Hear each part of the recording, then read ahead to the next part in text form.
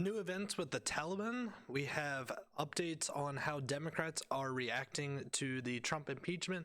And finally, new updates for Democrats calling out Cuomo as a result of his handling of COVID in nursing homes. This is your Not So News update. Let's dive on in. Starting us off from the NZ Herald, we have 30 Taliban militants killed in explosion during bomb-making class. In the story, they have at least 30 Taliban militants have died in Afghanistan after they blew themselves up during a bomb-making class. The blast happened on Saturday morning at a mosque. The fighters include 6 foreign nationals, and the bodies of 6 foreigners could not be identified because of the extent of the damage caused by the explosion. The militants have gathered to learn techniques for making bombs and IEDs from the 6 foreigners who were reportedly considered experts in the subject.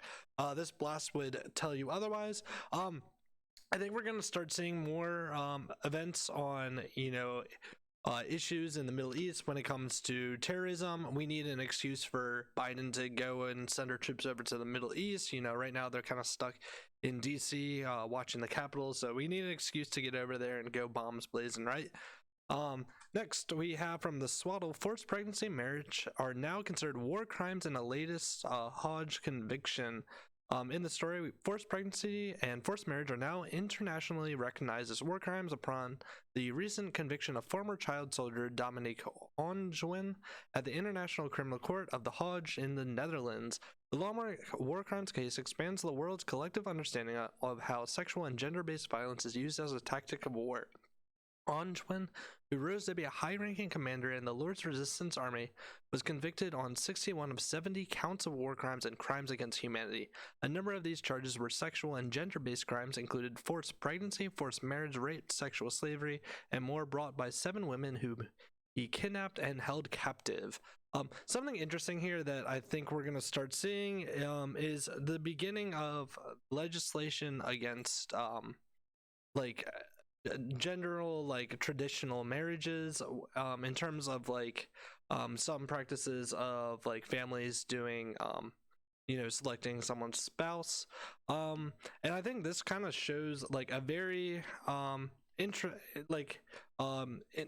case that we see that on a international level there is going to be legislation when it comes to sex crimes. I do think one of the few times that it is ethically okay to get involved in war is when human rights abuses are happening. So I think this is a step in the right direction. I just think we need to make sure we're balancing religious rights, especially when it comes to things like marriage. Next, a recent Australian legislation was passed for right to repair laws. What this is when you buy a piece of technology and it breaks. Some companies say that as part of the copyright is that they have to certify anyone that does repairs on the technology. The claim being that it's a branding kind of issue. Others say that this essentially sets up a monopoly. So in Australia, the Australia's Productivity Commission called for submissions about regulating a right to repair for goods ranging from smartphones to car.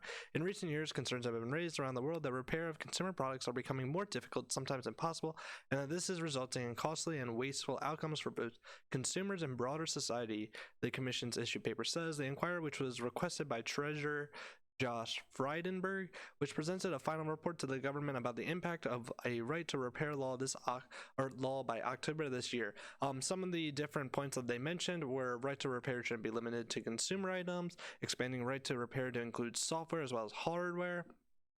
Console games do not need the same protection as other consumer products.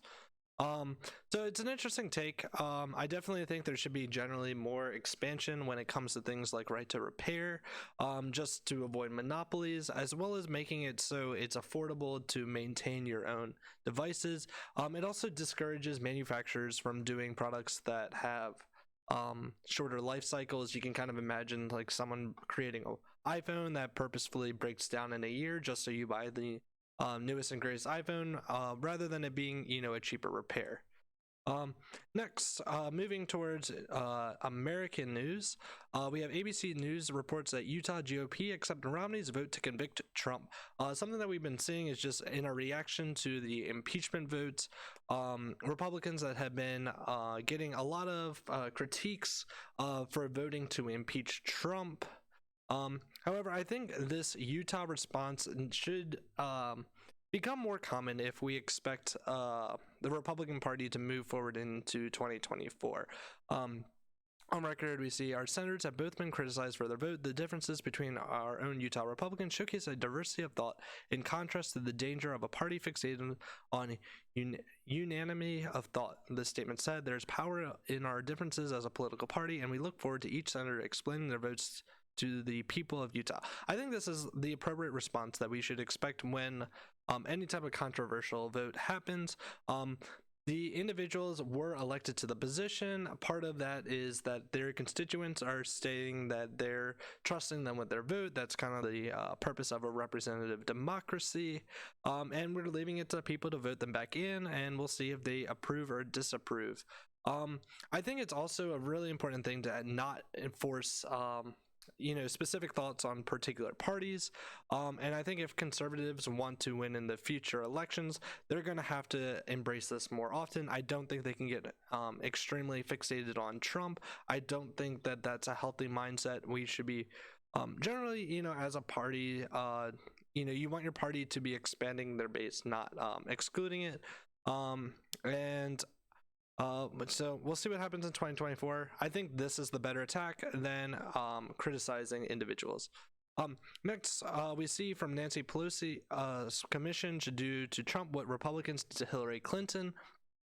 The speaker went on record saying that there should be a 9/11 type commission to the events of January 6th.